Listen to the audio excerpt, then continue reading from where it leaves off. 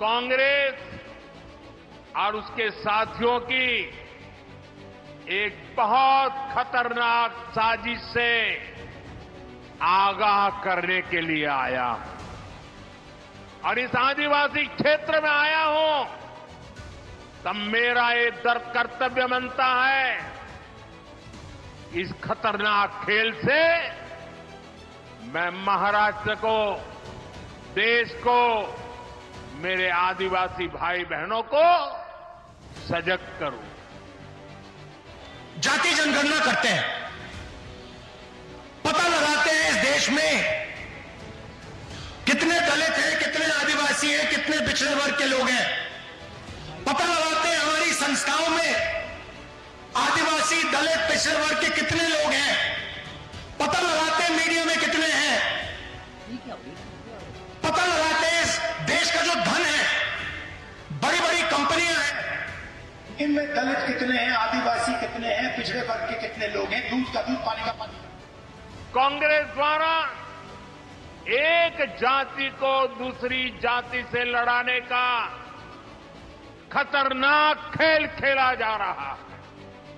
आजादी के समय हमारे बाबा साहब आंबेडकर ने बहुत कोशिश की थी कि शोषितों, वंचितों को आरक्षण मिले, लेकिन नेहरू जी अड़े हुए थे कि किसी भी कीमत पर दलितों, पिछड़ों, आदिवासियों को आरक्षण नहीं दिया जाएगा। नेहरू जी के बाद इंदिरा जी आई, उन्होंने भी आरक्षण के खिलाफ ऐसा ही रवैया जारी रखा। इंदिरा जी के बाद राजीव गांधी आए, उनकी भी सोच और अप्रोच अपने खानदान से अलग नहीं थी। राजीव गांधी ने भी ओबीसी आरक्षण का खुल करके विरोध किया था। राजीव गांधी के बाद अब इस परिवार की चौथी पीढ़ी इस खतरनाक भावना के साथ उनके युवराज काम कर रहे हैं। Please take your seats. Please take your seats. Please take your seats. आप मेरी बात, आप कैसे बैठे, कैसे बैठे लोग साहब।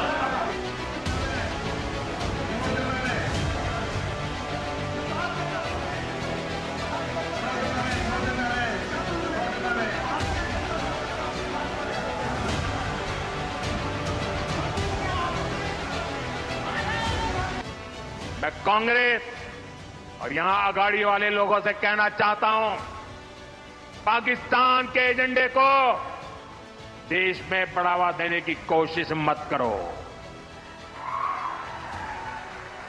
कश्मीर को लेकर अलगाववादियों की भाषा मत बोलो। याद रखो, तुम्हारे ये मंसूबे कामयाब नहीं होंगे। और जब तक मोदी पर जनता जनार्दन का आशीर्वाद है, कांग्रेस वाले तुम कश्मीर में कुछ नहीं कर पाओगे। कश्मीर में अब केवल और केवल बाबा साहब आंबेडकर का संविधान ही चलेगा। ये मोदी का फैसला है। दुनिया की कोई ताकत अब कश्मीर में आर्टिकल 370 की वापसी नहीं करा सकती। अलग अलग जातियों में टूटने से आप सोचिए कमजोर हो जाएंगे कि नहीं हो जाएंगे। इसलिए मैं कहता हूं, एक है तो सेफ है, एक है तो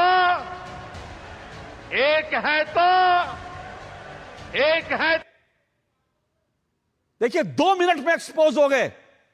मैं इसीलिए आपको कहता हूं 2 टूक देखा करिए। 2 मिनट में एक्सपोज होते हैं लोग, 2 मिनट में। जो लोग संविधान की कॉपी लेकर घूमते हैं ना, ये अखिलेश यादव संविधान की लाल किताब लेकर घूम रहे थे, लेकिन आज सीधा सवाल मैंने पूछा है, सीधा सवाल कि 370-35 से पर सुप्रीम कोर्ट का फैसला जो अब संविधान का हिस्सा है उसके पक्ष में है कि नहीं है। अशोक यादव गोल गोल घुमा रहे हैं, हर फैसला हर फैसला हर फैसला, एक बार इनके मुंह से नहीं निकला कि हां 370-35 से पर सुप्रीम कोर्ट के फैसले के साथ खड़े हैं। इंडी गठबंधन की बात कर रहे हैं और उसी इंडी गठबंधन की पार्टियों ने 370-35 की वापसी के लिए जम्मू कश्मीर विधानसभा में बवाल काट रखा है और ये संविधान की बात करते हैं। 370-35 के ऊपर शर्म नहीं आती है इन लोगों को। जम्मू कश्मीर की विधानसभा में पहला प्रस्ताव क्या आना चाहिए था? पहला प्रस्ताव जम्मू कश्मीर की विधानसभा में यह आना चाहिए था कि जो जो भारतीय सेना के जवान, सुरक्षा बल जो हैं, जो आतंकवादियों से की गोलियों से मारे गए हैं जम्मू कश्मीर में, हम उनको श्रद्धांजलि देते हैं। जम्मू कश्मीर विधानसभा में पहला प्रस्ताव यह आना चाहिए था कि कश्मीर के लोग और भारत के जो अन्य राज्यों से गए लोग जो कश्मीर में आतंकवादियों के हाथों मारे गए हैं, उनके प्रति हम कृतज्ञता जताते हैं। लेकिन जम्मू कश्मीर विधानसभा में यह प्रस्ताव नहीं आया, यह प्रस्ताव नहीं आया। विश्वासघातियों ने पहला प्रस्ताव 370-35 जो जानते हैं कि कभी वापस नहीं आ सकता, लेकिन प्रधानमंत्री नरेंद्र मोदी ने जो कहा पाकिस्तान का एजेंडा चलाना है, क्योंकि पाकिस्तान भारत के बाहर बैठकर सीमा पार पाकिस्तान कहता है कि 370 वापस चाहिए और इंडी गठबंधन जिसके नाम में इंडिया लगा है वो कहता है 370-35 से चाहिए। तो जिसके नाम के आगे इंडिया गठबंधन जो अपने आप को बताता है वो पाकिस्तान का एजेंडा लेकर आता है। यह इस देश का सच है, इस देश के सच को समझना जरूरी है और मैं दर्शकों से कहता हूं इस देश के सच को समझिए। ये जो इंडी गठबंधन खुद को कहता है इसमें सिर्फ नाम इंडिया है, बाकी एजेंडा सारा पाकिस्तान का है। इस बात को याद रखिए। एक एक एजेंडा, और आज मैं एक एक एजेंडे को एक्सपोज करूंगा। खालिस्तान का एजेंडा जो पाकिस्तान के साथ आया, इंडिया गठबंधन उसके साथ खड़ा है। पाकिस्तान की तरफ से कश्मीर का जो एजेंडा आया उसके साथ खड़ा है। हिंदुओं को बांटो काटो जो एजेंडा बांग्लादेश के साथ की तरफ से आया, इंडी गठबंधन उसके साथ खड़ा है। सिर्फ नाम का इंडिया है, बाकी सब पाकिस्तान बांग्लादेश है। आज एक एक चीज को एक्सपोज करूंगा। आरपी सिंह बोलिए, और मैं बड़ा साफ कह रहा हूं, बड़े स्पष्ट रूप से, मेरे डिबेट में कोई घुमाने फिराने की कोशिश ना करे। आज बड़े साफ साफ कहिए, जिसका विरोध कर रहे हैं खुलकर कहिए कि हम विरोध करते हैं पन्नू का, खुलकर कहिए कि हम पाकिस्तान का विरोध करते हैं, खुलकर कहिए 370 के पक्ष में, वापसी के पक्ष में नहीं है। गोल गोल मत घुमाइए। आरपी सिंह जल्दी से बताइए, फिर मैं आगे बढ़ूंगा। मैं सौफुद्दीन सोच तो कांग्रेस के महाअघाड़ी के पक्ष में फतवे जारी हुए हैं और हिंदू एकजुट होते हैं तो उनको तकलीफ होती है। कांग्रेस हिंदू सिख में बंटवारे की कोशिश कर रही है। राहुल गांधी का अमेरिका में दिया बयान याद कीजिए। ये जो कांग्रेस का खतरनाक खेल है समझिए। कांग्रेस 370 की वापसी के समर्थन में, 35 की समर्थन की वापसी में के पक्ष में है। वो 370-35 जो भारत के संविधान के खिलाफ है। कांग्रेस पाकिस्तानी एजेंडा चला रही है। कैसे? 370 पाकिस्तान का एजेंडा है और किसी का एजेंडा नहीं है। जम्मू कश्मीर के लोगों का कितना एजेंडा हम नहीं जानते, लेकिन पाकिस्तान का एजेंडा बड़े स्पष्ट रूप से है। जमाते इस्लामी और मुस्लिम लीग का समर्थन, ये मुस्लिम तुष्टीकरण है कांग्रेस का, जो केरल वायनाड में ले रही है। कनाडा में हिंदुओं के ऊपर जो अत्याचार हुआ, हिंदुओं के मंदिरों पर जो हमला हुआ, कांग्रेस या इंडी गठबंधन की एक पार्टी ने अगर इसके विरोध में एक भी बार आवाज उठाई हो तो मुझे आप बताइएगा। इसी तरह से बांग्लादेश में हिंदुओं का कत्लेआम हुआ, कांग्रेस इंडी गठबंधन की एक भी पॉलिटिकल पार्टी ने इसके विरोध में कुछ बोला हो तो बताइएगा। और पन्नू जो कहता है कि खालिस्तान की हमारी मांग का राहुल गांधी ने समर्थन कर दिया, उसके खिलाफ अगर कांग्रेस और राहुल गांधी का एक भी बयान हो तो मुझे बताइएगा। यह है कांग्रेस का खतरनाक खेल। अवधेश जी, नजीबुल्लाह, जो भारत में कट्टरपंथी हैं वो तो छोड़िए, मैं आज कांग्रेस और इंडी गठबंधन, आपने अभी कहा ना कि बांग्लादेश के लेकर के, मेरे पास अभी लिस्ट है पूरी इस देश में। पहले तो डीजे बजाने के, डीजे बजा बहराइच में, इसलिए छठ पर्व में कोई डीजे नहीं बजता। सूर्य देवता को अर्घ्य दे रहे थे। 22 घटनाएं मेरे पास हैं इस देश में। 22 जगह पर छठ पूजा के दिन, छठ पूजा मनाते व्रतियों पर हमले हुए हैं 22 जगह पर। छोड़िए बांग्लादेश, अगर इंडी गठबंधन के एक नेता ने छठ व्रतियों पर अगर हमले का विरोध किया तो मुझे दिखाइए कि किसी ने कहा कि छठ व्रतियों पर हमला क्यों हो रहा है। बांग्लादेश तो दूर की बात है, भारत में कह लेते।